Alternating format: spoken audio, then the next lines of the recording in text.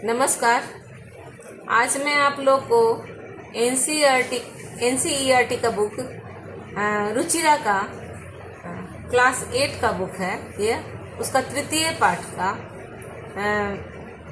पाठ का जो चैप्टर है उसका नाम है डिजी भारतम का अगर हम अर्थ बताना चाहें तो अभी बोलचाल की भाषा में उसे डिजिटल इंडिया कहते हैं।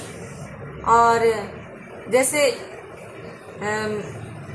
डिजिटल इंडिया का मतलब हुआ क्या हुआ, हम लोग सबको ही जान रहे हैं कि हर चीज़ आज हम लोग कंप्यूटराइज हो गया है। हर चीज़ हम लोग कंप्यूटर के द्वारा ही कर रहे हैं। और हमारे पास अगर एक मोबाइल फ़ोन है तो स्मार्टफोन है तो वही काफ़ी है। तो हम लोग आगे बढ़ते हैं और जानते हैं कि डिजी भारतम ये जो पाठ है इसमें हमें और क्या बता रहा है। तो पढ़ते हैं। अद्य संपूर्ण विश्वे डिजिटल इंडिया इत्यस्य चर्चा श्रूयते। आज संपूर्ण विश्व में डिजिटल इंडिया ऐसी चर्चा सुनी जाती है। अस्य पदस्य कः भाव इति मनसि जिज्ञासा उत्पद्यते। इस शब्द का क्या अर्थ है, ऐसी मन में जिज्ञासा उत्पन्न होती है। काल परिवर्तनेन सह मानवस्य आवश्यकतापि परिवर्तते। समय के परिवर्तन के साथ मानव की आवश्यकता भी परिवर्तन होती है। प्राचीन काले ज्ञानस्य आदान प्रदानम मौखिकम आसीत्। प्राचीन काल में ज्ञान का आदान प्रदान मौखिक था, मतलब बोलकर हम लोग बोलचाल करके हम लोग ज्ञान का आदान प्रदान करते थे। लिखित कुछ भी नहीं था। विद्या च श्रुति परंपराया गृह्यते स्म। और विद्या भी सुनकर और बोलकर ही हम लोग ग्रहण करते थे। अनंतरम तालपत्रोपरि भोजपत्रोपरि च लेखन कार्यम आरब्धम। इसके बाद तालपत्र पर और भोजपत्र पर लिखने का कार्य आरंभ हुआ। परिवर्तनी काले कर्गदस्य लेखन्या च आविष्कारेण सर्वेषामेव मनोगतानां भावानां कर्गदोपरि लेखनम प्रारब्धम। काल परिवर्तन, समय के परिवर्तन के साथ कागज का आविष्कार हुआ लिखने के लिए, ठीक है। सर्वेषामेव मतलब सब लोग जो थे वो लोग किसी भी तरह का अपने मन के भाव को कागज पर लिखना प्रारंभ किए। टंकन यंत्रस्य आविष्कारेण तु लिखिता सामग्री टंकिता इति बहुकालाय सुरक्षिता अतिष्ठत। टंकन यंत्र से मतलब टाइपिंग, जो हम लोग टाइपराइटर जो होता है उसको कहते हैं, वो उसका आविष्कार हुआ और लिखने की सामग्री जो है टाइप कर और उसे बहुत समय तक सुरक्षित रखा गया। वैज्ञानिक प्रगति यात्रा पुनरपि अग्रे गता। वैज्ञानिक तकनीक से जो प्रगति की यात्रा थी और भी आगे गई। अद्य सर्वाणि कार्याणि संगणक नामकेन यंत्रेण साधनानि भवन्ति।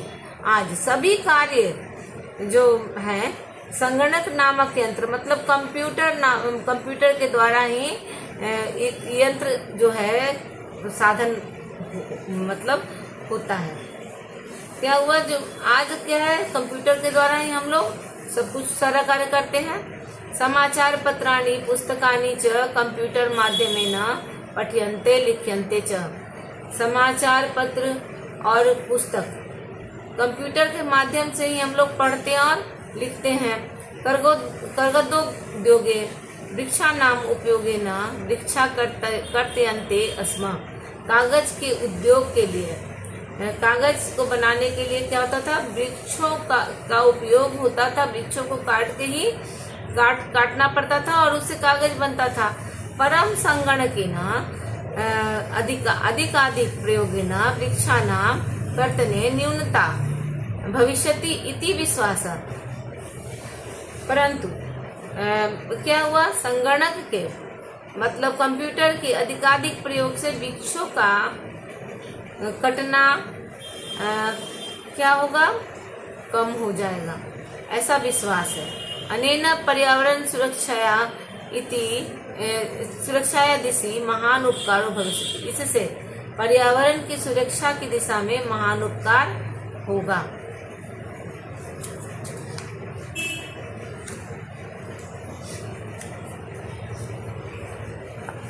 अधुना आपणे वस्तुक्रयार्थं पुस्तकानां अनिवार्यता नास्ति। आज बाजार में सामान खरीदने के लिए रुपयों की अनिवार्यता नहीं है, मतलब रुपया की जरूरत नहीं है। डेबिट कार्ड, क्रेडिट कार्ड इत्यादि सर्वत्र रुपये का नाम स्थानं गृहीतवन्तः। डेबिट कार्ड, क्रेडिट कार्ड इत्यादि इन सभी जगह रुपयों की जगह पर क्या हुआ, इन सबों ने स्थान ग्रहण किया। किसने? डेबिट कार्ड और क्रेडिट कार्ड ने। वित्तकोशस्य चापि सर्वाणि कार्याणि संगणक यंत्रेण संपाद्यते। बैंक का सारा काम जो है कंप्यूटर के द्वारा ही संपादित होता है। बहुविधा अनुप्रयोगा मुद्राहीनाय विनिमयाय सहायका संति। बहुत तरह के अनुप्रयोग मतलब एप्लीकेशन मुद्राहीनाय विनिमय मतलब कैशलेस ट्रांजैक्शन, यहाँ लिखा हुआ है कैशलेस ट्रांजैक्शन, ये इसमें सहायक होता है। कुत्रापि यात्रा करणीया भवेत् रेलयान यात्रा पत्रस्य वायुयान यात्रा पत्रस्य अनिवार्यता अद्य नास्ति। कहीं भी यात्रा करने के लिए हम लोगों को रेल टिकट या हवाई जहाज का टिकट की अनिवार्यता आज नहीं है। सर्वाणि पत्राणि अस्माकं चलदूरभाष यंत्रे ईमेल इति स्थाने सुरक्षितानि भवन्ति, यानि संदर्श्य वयं सौकर्येण यात्रानाम् आनंदं गृहीम। क्या होता है कि इन सभी मतलब पत्रों से क्या रेल टिकट या वायुयान टिकट की अनिवार्यता नहीं है। तो इन सब का क्या कहाँ है? चल दूरभाष यंत्र मतलब मोबाइल में, ईमेल के द्वारा सुरक्षित होते हैं। और हम लोग जो है अपनी जो यात्रा है उसे दिखलाकर, टीटी साहब आते हैं तो उन्हें दिखलाकर हम लोग क्या करते हैं, अपनी यात्रा को आसानी से अपनी यात्रा का वो करते हैं और आनंद का अनुभव करते हैं, आनंद लेते हुए अपनी यात्रा करते हैं। चिकित्सालयेपि उपचारार्थम रुपये का नाम आवश्यकताद्य अनुभूयते। चिकित्सालय में मतलब हॉस्पिटल में भी क्या होता है, हम लोग जाते हैं इलाज करवाने, उपचारार्थ मतलब इलाज करवाने में रुपयों की आवश्यकता का अनुभव नहीं होता है। सर्वत्र कार्ड माध्यमेन ई बैंक माध्यमेन शुल्कम प्रदातुम शक्यते। सभी जगह कार्ड के माध्यम से या ई बैंक के माध्यम से हम लोग शुल्क मतलब पैसा देने में सक्षम होते हैं। तद्दिनं नातिदूरं यदा वयं हस्ते एकमात्रं चलदूरभाषयन्त्रमादाय सर्वाणि कार्याणि साधयितुं समर्था भविष्यामः। वे दिन दूर नहीं हैं जब हम लोग क्या करेंगे, एक अपने हाथ में एकमात्र मोबाइल रखकर मोबाइल के द्वारा हम लोग क्या करेंगे, सभी कार्यों को साधने में समर्थ हो जाएंगे। कोई भी काम है तो हाथ में मोबाइल है तो सब काम मोबाइल के द्वारा हो सकता है। वस्त्र पट्टू के रुपये का नाम आवश्यकता ना भविष्यति। पॉकेट में रुपयों की आवश्यकता अब नहीं होगी। पासबुक, चेकबुक इत्यादयो आवश्यकता ना भविष्यति। पासबुक और चेकबुक की भी आवश्यकता नहीं होगी। पठनार्थम पुस्तकानां समाचारपत्राणाम् अनिवार्यता समाप्तप्राया भविष्यति।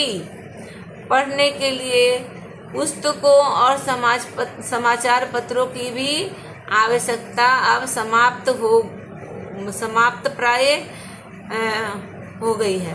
क्या मतलब, कहने का मतलब ये है कि कागज का जो किताब है या कागज का बना हुआ जो हम लोग समाचार पत्र पढ़ते हैं, सुबह सुबह जो आता है हम लोग को समाचार पत्र देता है और हम लोग उससे पढ़ते हैं, तो उसकी आवश्यकता भी अब नहीं है। अब सब कहाँ है, तो मोबाइल में है। लेखनार्थम अभ्यास पुस्तिकाया कर्गदस्य वा नूतन ज्ञानान्वेषणार्थम शब्दकोशस्यापि आवश्यकता न भविष्यति। लिखने के लिए अभ्यास पुस्तिका जो कागज का है, वो कागज की अभ्यास पुस्तिका या नूतन नए ज्ञान के अन्वेषण के लिए, मतलब नए ज्ञान को जानने के लिए शब्दकोश की भी आवश्यकता अब नहीं है।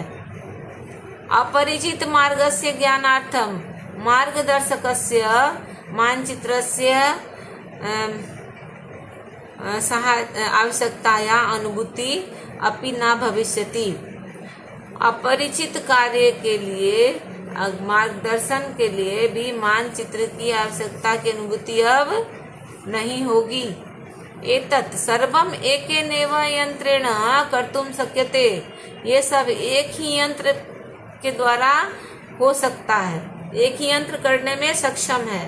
साकादि क्रयार्थम फल क्रयार्थम विश्राम गृहेषु कक्षम सुनिश्चितं कर्तुम चिकित्सालये शुल्कं प्रदातुं विद्यालये महाविद्यालये चापि शुल्कं प्रदातुं किं बहुना दानमपि दातुं चल दूरभाषयंत्रमेव अलम। मतलब सब्जी खरीदने में, फल खरीदने में, कहीं पर आपको ठहरने जाना है, विश्राम गृह में आपको जगह सुनिश्चित करना है, चिकित्सालय में आपको मतलब हॉस्पिटल में आपको पैसा देना है, या विद्यालय महाविद्यालय में शुल्क जमा करना है, आपको किसी को दान देना है, इन सभी काम के लिए एक मोबाइल ही ये सब करने में सक्षम है। डिजी भारतमिति अस्याम दिशि वयम भारतीय द्रुतगत्या अग्रसराय। डिजी भारत, ऐसी इस दिशा में हम लोग भारतीय जो हैं बहुत तेजी से, द्रुतगत्या मतलब तेजी से हम लोग आगे बढ़ रहे हैं। तो इस तरह से हम लोग जाने कि डिजिटल भारत जो डिजिटल इंडिया है, इसका डिजी भारतम का मतलब क्या हुआ, डिजिटल इंडिया है।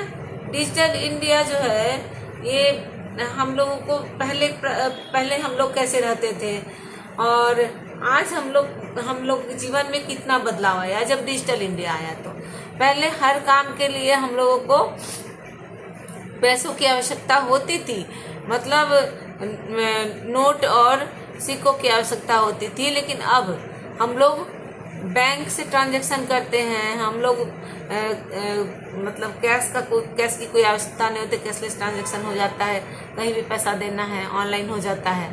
हाँ, डेबिट कार्ड, क्रेडिट कार्ड की सहायता से या फ़ोन पे वगैरह की सहायता से।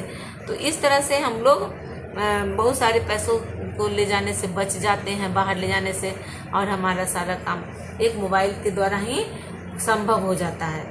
और पढ़ने लिखने में भी ज्ञान अगर हम लोग को कहीं से कोई जानकारी लेनी है तो हम लोग मोबाइल का यूज करते हैं, और हम लोग गूगल पे जाते हैं और गूगल के द्वारा हम लोग जानकारी मांग लेते हैं।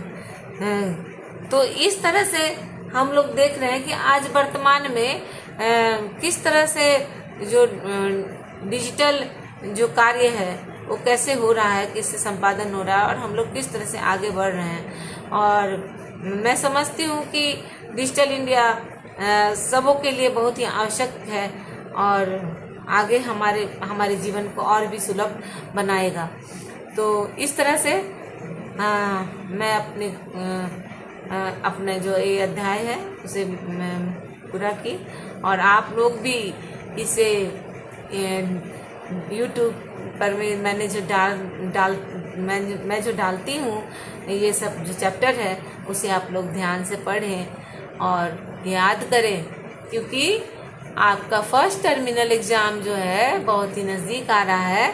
और अगर आप लोग गर्मी की छुट्टी में मत घूमते रह जाएंगे या खेलते रह जाएंगे तो पढ़ाई फिर छूट जाएगी और आप लोग फिर नहीं ध्यान देंगे तो फिर एग्ज़ाम के समय फिर दिक्कत होगी। तो आप लोग पढ़ाई पर ध्यान दें, ये मेरी कामना है आप लोगों से। धन्यवाद।